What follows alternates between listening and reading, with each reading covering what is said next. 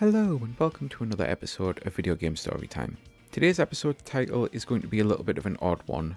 I'm going to explain how I'm essentially came to it.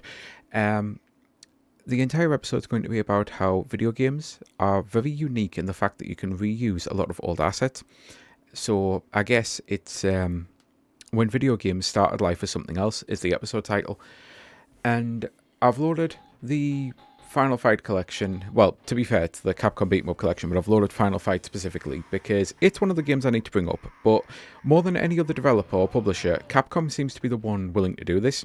Now, there's other examples. There's definitely other examples. Nintendo have done a couple things like Popeye and Donkey Kong, and then obviously Super Mario Bros. 2 / Doki Doki Panic.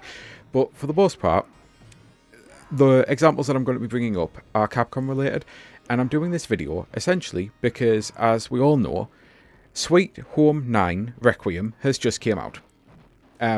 So Resident Evil started life as a game called Sweet Home, and Resident Evil's a fun one. It's definitely a weird one with Capcom, because they released Sweet Home, they weren't allowed to release it in the Western market, they started on a 3D remake of the game, that then became Resident Evil. And Resident Evil, or Biohazard obviously, if you're in Japan, then had this happen to two other franchises. So, before I continue with that, I'll explain Final Fight used to be Street Fighter 89, and basically Capcom wanted to make a new Street Fighter game, and this was before Street Fighter 2, so it was codenamed Street Fighter 89, and then they were playing, like, one of the developers actually saw Double Dragon, and was like, you know what, we should do that instead. And that's why Final Fight got created, and it's why Street Fighter Alpha games have the likes of Cody and Poison and Andoria's in, and I know they eventually added Hagar, but that might have been a Marvel vs. Capcom, to be fair, only. But Capcom have always been able to be the developer that looks at something and goes, you know what, let's just immediately pivot. And not only let's just immediately pivot, let's not waste all of the time that we've been spending building all of these assets and doing all of this when someone else can go do something with it instead. Much like when they were in the middle of making Sengoku Biohazard, which was basically a Biohazard game, a Resident Evil game set in feudal, Sengoku Japanese times. I'm not the best with that kind of history. I apologize if that sounded clunky. It most definitely is. But basically, they were in the middle of making feudal Japan, and this is why I said that, because I worry that feudal and Sengoku are actually different periods or something. I genuinely don't know, so I'm just... Basically, they were making a Japanese game set in Japan, but set several hundred years ago, and they wanted a horror element and everything, and they decided, you know what, this just isn't Resident Evil, and instead, Ominusha was born, or however you say that name. This was the part of the video I was dreading, but I'm done with it now. Moving on. And if that wasn't weird enough, the fact that Sweet Home started as Sweet Home that became Resident Evil, and Resident Evil then became Ominusha. Why did I willingly say it again? It's even weirder, the fact that we again get to something called Castle. And for anyone who doesn't know what Castle is, Castle was a modern day, it was in 2000s, but it was a modern day Resident Evil game called Castle, where you played as Leon, and it was set in a castle, and it was all of this, dark, horror, gritty gameplay. And then that became Devil May Cry, which is kind of funny to know, because when I was growing up and I finally got to play Devil May Cry, I was like, wow, this is an amazing game. And weirdly, despite this being an action game, this feels so similar to Resident Evil. It's so Resident Evil coded, it's unbelievable. I know it's Capcom who makes both of them, so it must just be that weird thing where they made a game that was similar. No, it's because Devil May Cry started out as Resident Evil 4, only it was called Castle. And then, obviously, we got Resident Evil 4. So, yeah, that's why I wanted to make this episode, because of that, because of the whole Devil May Cry thing, because I can't actually think of another medium where this happens. It probably happens in books. I imagine if you were writing a book and you realised that you were in a daze, you were really in the zone, you were writing stuff down, and you were like, you know what, I'm really liking what I'm writing, but I was supposed to be writing a gritty horror, and this is coming off more as a cosy lesbian cottagecore. You could probably pivot that into something else quite easily, just change some of the tones up and everything, and you'll be fine. I don't really see that happening with movies. I don't really see that happening with albums. I don't really see that happening with I mean, baking, cooking, like, I know baking and cooking can be the result of accidents happening in the kitchen that you didn't think were going to work. One of the most famous examples is peanut butter and chocolate. That, like, people always said with Reese's and that, I can't believe it took people as long to figure out that chocolate and peanut butter go really well together, but yeah, they do.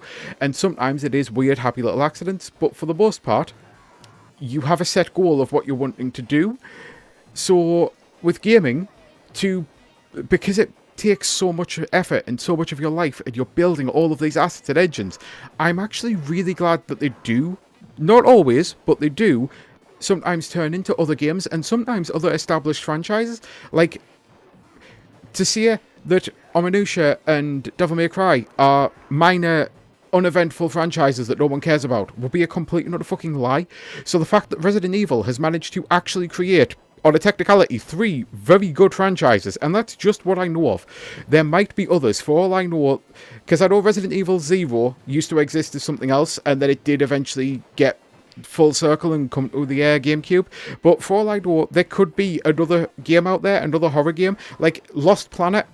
For all we know, Lost Planet could be a futuristic after Umbrella has destroyed all of the planet and you're dealing with zombies and mechs, and then they were just like, you know what, let's just drop the zombies and make it a mech game.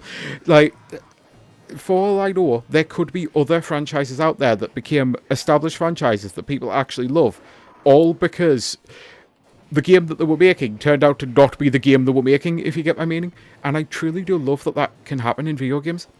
And yeah, there's probably just as many, if not more, stories of dev teams who put a lot of work into games that were almost finished, that never released. Again, going back to Nintendo, there's one of the most infamous ones is Star Fox 2, which did finally get released, but for the longest time, that wasn't even a, like, secret, that was a well-known.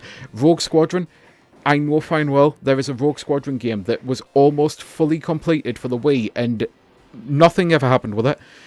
Factor 5 lost the ability to do any Star Wars games. That game exists in purgatory, it'll never come out, it can only be played on a beta kit that actually has the game installed into it, to which I have heard rumours that the person who made it actually finished the game in their spare time, basically, so that it is kind of complete. But there are times that you will get games where people will put that time, will put that effort in, and literally nothing will ever come of it. No one will ever see it. It never got used in another game.